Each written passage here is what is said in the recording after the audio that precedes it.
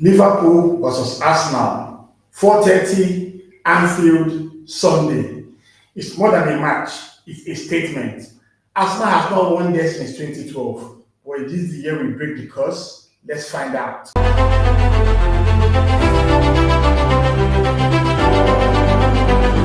Welcome back to All About Arsenal.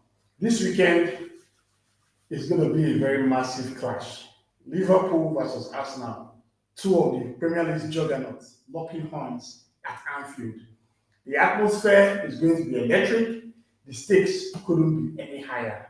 And today, in this match preview, we're going to look through everything from Liverpool's form to Arsenal's form to our bad predictions to our predicted lineups, and we'll see where we're going to end up. So let's get into it. Liverpool are currently unbeaten, but they have been very shaky in defense. While Arsenal started their season quite strong with no goals conceded.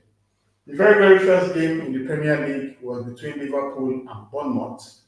And of course, the celebration for Diego Jota were amazing to see. It's very unfortunate to see how he left us quite early at the young age of 28. But the team did very well to honor his presence. I mean, on the 20th minute, the claps we gave for him were amazing. But on the night, Liverpool struggled against Bournemouth. They actually started very well with new signing Eberechi Eze scoring on his debut. This was followed by a Cody Gakpo goal, a very lovely goal where he took on a couple of markers before finding the bottom corner. But Antoine Semenyo showed some great grit, especially after he was allegedly racially abused in the game, and he scored a very beautiful brace. Just when we thought we were going to go into that game with 2-2 on the cards, Federico Chiesa scored a very late goal that broke Bournemouth's hearts. And of course, Mo Salah wasn't going to be left out when he then scored the final goal to make it 4-2. In Liverpool's second game against Newcastle, obviously with Alexander Isak being the main talking point on the night, it was going to be interesting to see how that game panned out. But when Anthony Gordon got that pathetic red card, he put his team in a very tight position. And of course, Gravenberch scored the first goal for Liverpool. And of course, Ekitike made it 2-0. But Newcastle actually, fought hard. A beautiful header from Bruno Guimaraes. And of course, Mason Osula scoring very late in the 88th minute. Just when Newcastle thought that they were going to end that game with a well-deserved draw, Mo Salah played the ball, Dominic Szoboszlai opened his body up, and Rio Ngumoha scored a wonderful goal to make it 3-2 to Liverpool. That was kind of very heartbreaking for Newcastle, but it clearly shows something that the cracks are there at the Liverpool backline. 2 games played, 4 goals conceded. To injuries, Liverpool is going to be without Jeremy Frimpong. He suffered an injury in the very first game against Bournemouth. He didn't look that bad initially, but you could see as the game progressed, he struggled, and I think that's where it got aggravated. And right now, it's believed that he's going to be out till at least after the international break with a hamstring injury. We also have Alexis McAllister, who has been out for quite a while, but he's back in training and could be in contention for a start. Arsenal, on the other hand, have been in exciting form. Although the very first game of the season was kind of challenging against Manchester United, where the Gunners were basically outplayed over the park. But one goal from a set piece was enough to see out the game. Ricardo Calafiori scored the only goal of that game. And when Arsenal moved again to play against Leeds United, it was a total whitewash in every sense of the word. With Arsenal running out as 5-0 winners on the day. 2 goals from Ødegaard, and of course 2 goals from Julian Timber were enough to allow Arsenal to get the 5-0 win. There was also a goal for Bukayo Saka. Yeah, and unfortunately he suffered an injury in that game. Sticking with injuries, Saka is probably going to be out for 3 to 4 weeks, which means he's not certainly going to miss this game. And he's certainly not going to play for England and can potentially miss the game against Nottingham Forest when we come back from international break. But Ødegaard also fell very hard in that game and injured his shoulder. Even though I didn't really see anything about that in the press conference, I think this game might be too soon for him.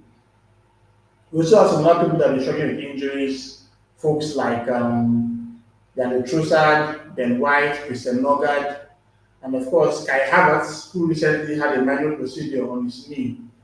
Then we also have Gabriel Jesus, who's also suffering a knee injury, recuperating from that and doing his rehab to get back to full speed. So despite the fact that Arsenal has so many players injured, the team has done very well to have the right level of depth to manage these injuries. This certainly means that we are going to get probably a debut for our most maverick signing this summer, Eberechi Eze, and it's be amazing to see how he pans out, with his new teammates.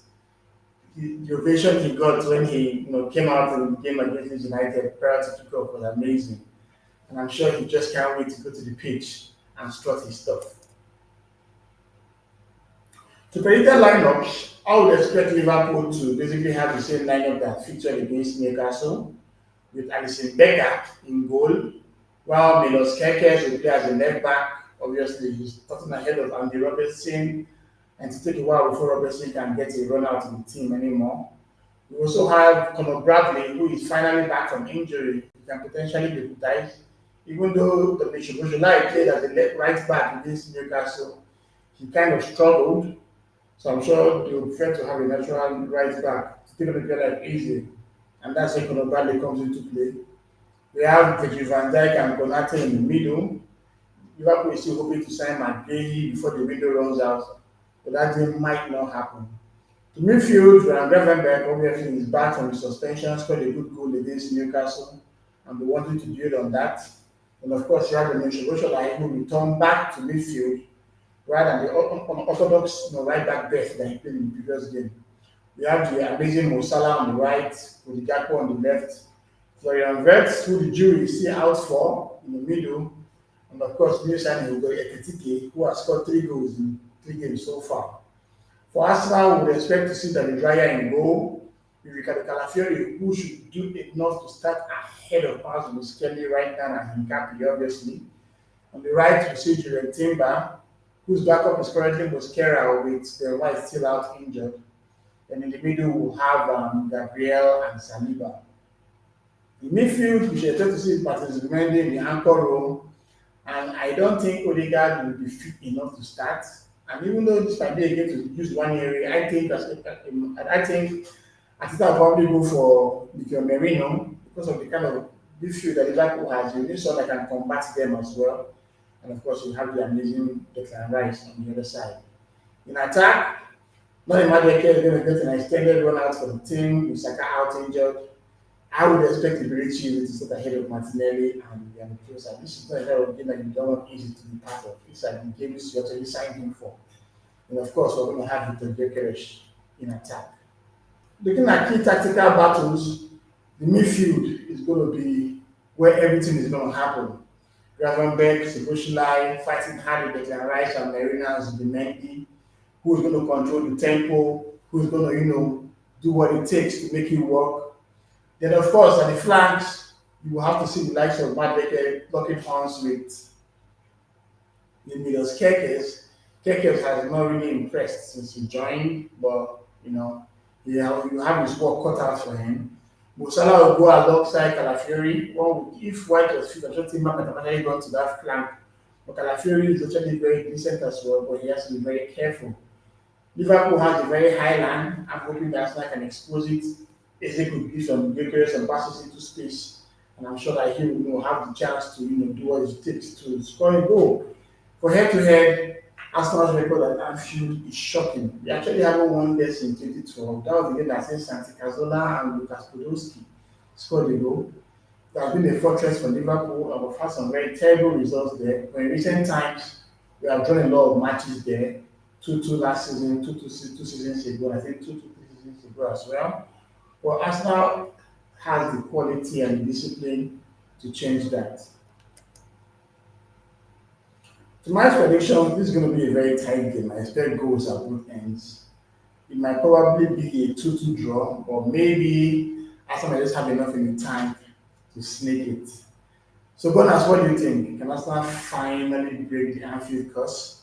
Put your predictions in the comments, and don't forget to like, subscribe for more content from all about Arsenal. Until then, Come on, you Gunners.